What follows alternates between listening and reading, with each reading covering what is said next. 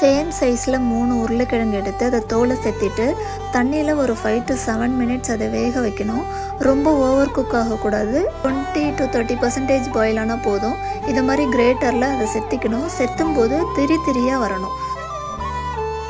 இதை மாதிரி செத்தினதுக்கப்புறம் அதில் 1 டீஸ்பூன் சால்ட்டு போட்டு நல்லா மிக்ஸ் பண்ணிவிட்டு கையில் ஆயில் அப்ளை பண்ணிவிட்டு அதை ரோல் பண்ணி வச்சுக்கணும். இது மாதிரி உருண்டையாக ரோல் பண்ணி வைக்கணும். இதுதான் கொஞ்சம் கஷ்டமான வேலை. இதில் ஒரு பேனில் ஆயில் விட்டு ஆயில் நல்லா சூடானதுக்கப்புறம் இது எல்லாத்தையும் அதுக்குள்ளே போட்டு டீப் ஃப்ரை பண்ணி எடுக்கணும். இது வேகிறதுக்கு கொஞ்சம் டைம் ஆகும். ஸ்லோ ஃப்ளேமில் வேக வைங்க.